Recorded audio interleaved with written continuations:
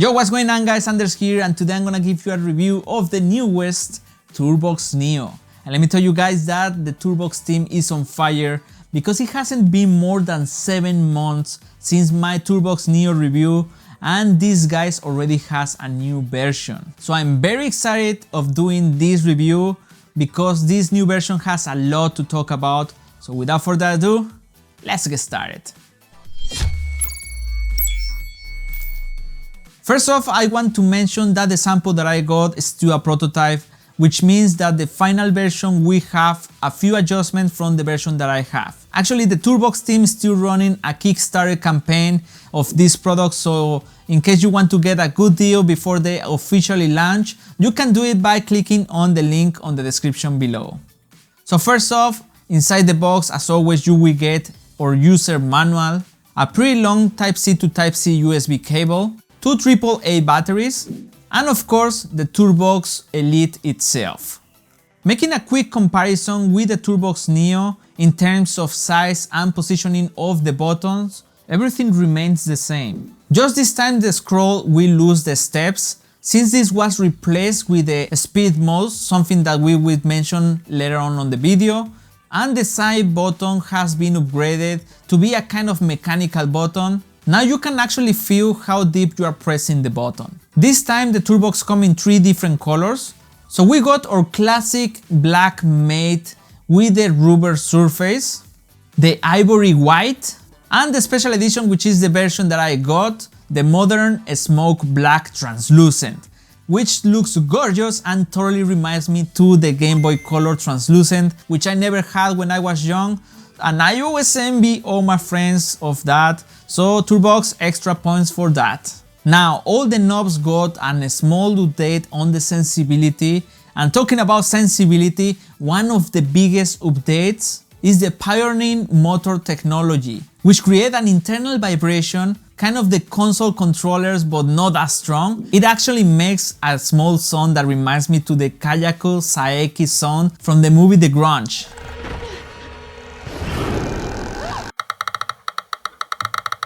Jokes aside, the sound was kind of annoying in the beginning, but in the end, when you combine it with the vibration of the motor, it actually creates what I call a psychological sensibility, that it helps you to be more precise while you're working. Adding to that, you can adjust the number of steps with the 3 speed modes in software to make faster or slow the knob, scroll and dial, increasing the precision, especially when you are working on the timeline of a video editing software. One of the things that I always complain in most products is that they're always easy to get fingerprints, and the TourBox Elite is anti-fingerprints, thanks to its advanced UAV anti-fingerprint coating technology, feature that I freaking love. Now, something that I'm definitely not a big fan are batteries, and the TourBox Elite has 2 of them, the ones that should be installed on the bottom of the unit. And it makes a little bit heavier the TourBox from the TourBox Neo, as you see on the screen. Something that I actually didn't really bother, since this gives a better stability on the desk, so it don't move around or jump. Not that the other one moves, but it's more stable. Going back to the battery situation, my first concern was the battery's life and how long they will lifespan. So until now I didn't turn off the TourBox Elite, and I've been using it for more than 2 weeks. I actually checked the website and it said that it can take 2 months until the battery starts dying. So until my batteries die, you won't hear me complain about it. Now, to connect the TourBox Elite to your computer, first you will need to make sure that you have the latest TourBox console update. Then you need to long press the circle button. This will make that the LED located on the top of the unit starts blinking, and this will mean that it's ready to pair. The first window of the new TourBox console software allows you to choose between wire or Bluetooth. In this case, we will choose, of course, the Bluetooth. Then we will pair the TourBox Elite to our computer and it will be ready to use. Now let's take a look at the new features of the TourBox console. Alright guys, so first off I'm gonna be showing you what I usually use for Premiere. This is what I have so far. So pretty basic stuff. Command Shift S, how to save, how to go back, how to cut, how to space, scroll, move to the timeline, all the basic stuff. But today, what I'm gonna show you is actually what I do for travel through the timeline, which is the thing that I use the most when I'm editing video or audio, from one point to another one. So I'm gonna show you my favorite shortcut for that. So basically what we are gonna see is that, for example, when we are here on Premiere, if we hold the option and then scroll in and scroll out, you will see that by doing that you are doing a zoom in, zoom out, basically wherever that the mouse is over. So right here we can do a zoom in, zoom out into the clip or just in the timeline. And to do that, it's actually very simple on the TourBox. So I already have here set up that, but let's say that this doesn't exist.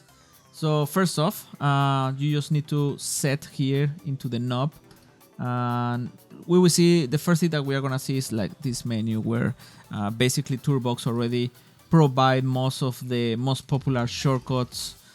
So basically, if you want to create something before you create it, you may take a look to all these menus that TourBox already provide to you, because he's basically already cover everything. But on this time I'm gonna set up by myself because I just like it, and yeah, I really enjoy doing this. So first off, we go here to the mouse, and like I say, this is the scroll up, and we are gonna press here the Alt. So with this we are basically doing the shortcut that we require. We click OK, and if we go to our timeline right now on Premiere and I scroll, move the knob right here.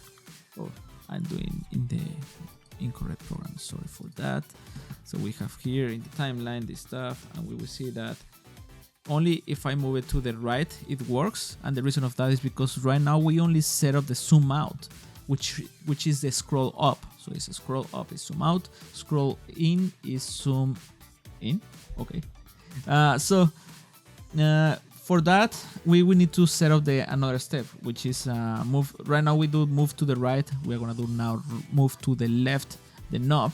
So we just press again, we click here, we're gonna do scrolling down and press Alt, and there you go.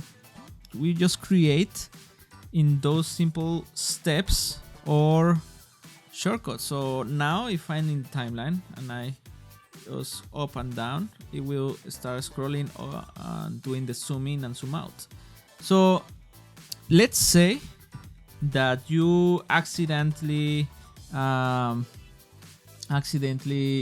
them in the incorrect position that you wanted. Maybe when you go to the right you wanted to be zoom out, and when you go to the left you wanted to do zoom in. So you don't need to set up this again, and this is something that I never realized.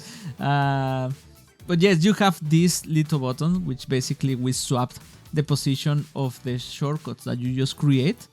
And if I know this before, I won't be doing the things manually. But I mean, TourBox keep updating their TourBox console oftenly, so I just really like to see these kind of details every time I open again the software, because the little details are the ones that make your experience better.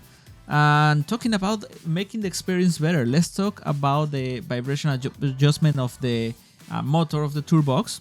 So we have two steps. Of course, the third one is deactivate, so it don't count like a step. But if we press one time, we are gonna see that here have some lines, and this is basically representing the steps that you will feel the motor. So right now with 3 lines, sounds like this.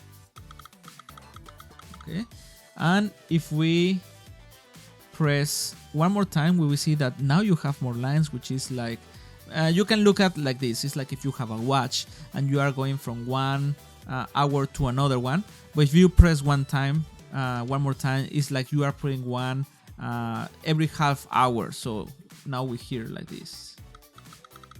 Okay, so it's kind of more precise per se. So when I move with this knob, I basically like to go more like step by step, because I don't want it to be too precise, because I don't use this one when I cut in. I use more the dial when I'm browsing through the timeline when I want to cut something. So let's say that we combine now the vibration of the motor, and we wanted to give it a speed up.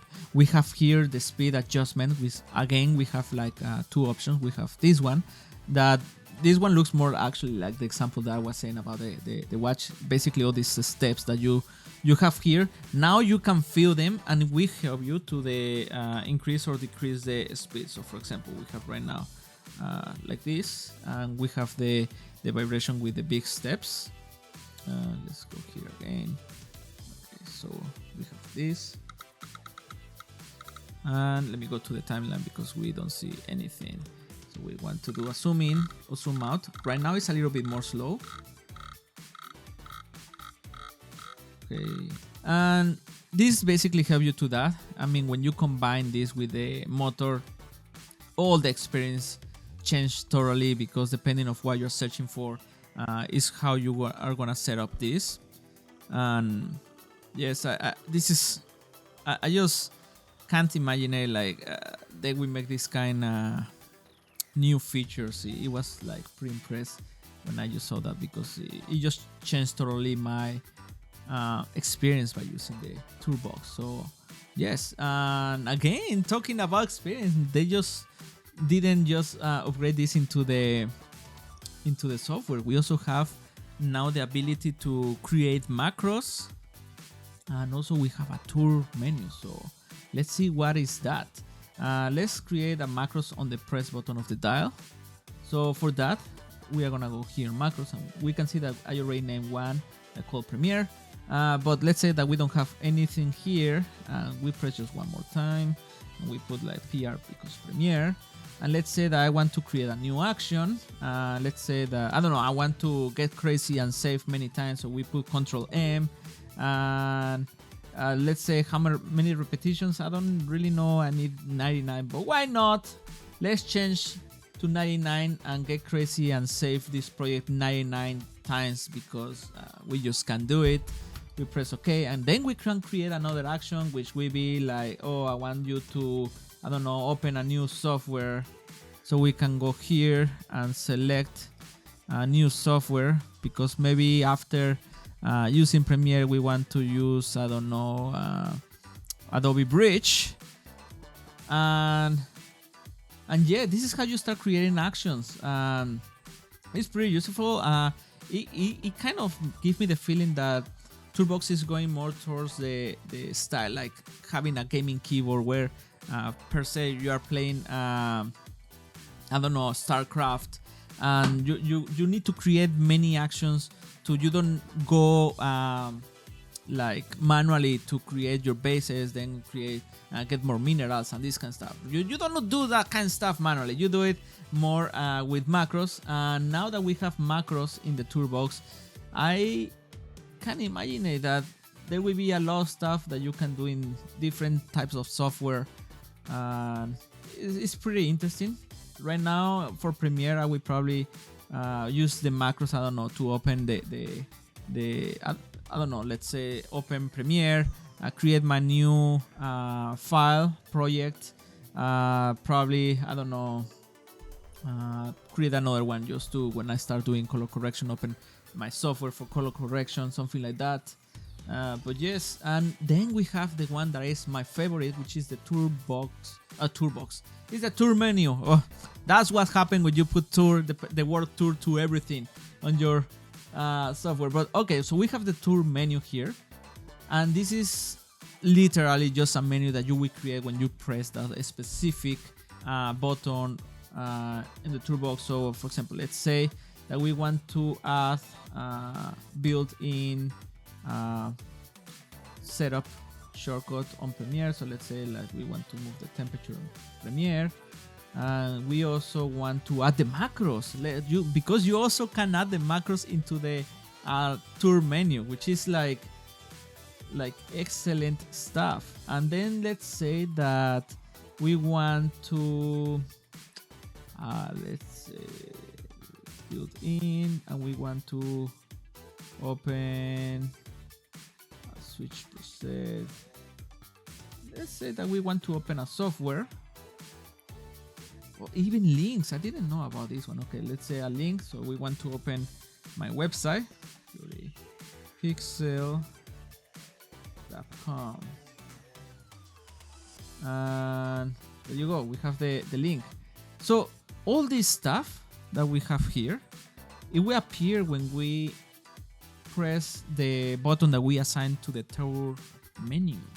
So if we open here right now, let's say that I press the dial. It's the dial, right? Yes, it's the dial.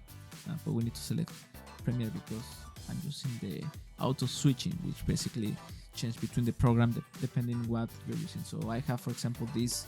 I have one for Photoshop, I have one for Lightroom, and I have one for Premiere. So if I select the desktop, it will change for Lightroom because this one, the name shouldn't be Lightroom, it should be Netflix and Chill.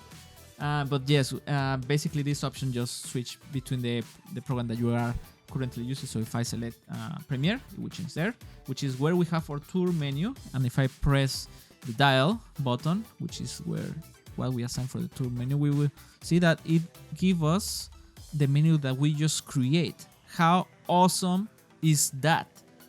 How awesome is that? It is like not just you can create shortcuts per button, but now you can create a menu per button. And let's say that you have a button just for actions like Control C, Control V, maybe save, open, or this kind of stuff. And then you have another menu just to open software or I don't know, all this kind of stuff. Even the macros, you can put them there. I think this is like the biggest update that this software have. So yes, this is my favorite update besides the motor of the TourBox.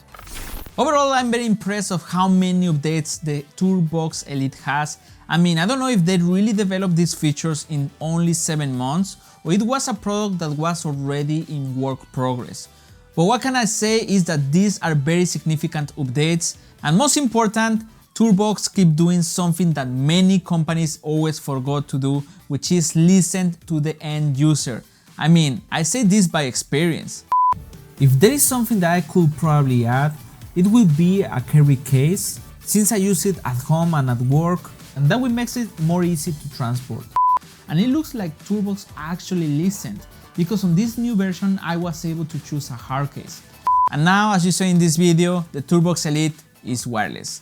I mean, thanks TourBox to actually care about the end user. Now, if I can improve something of the TourBox Elite, it will be definitely to make a version with rechargeable batteries integrated. This will make the TourBox unit be more light, and also it means no batteries. No batteries!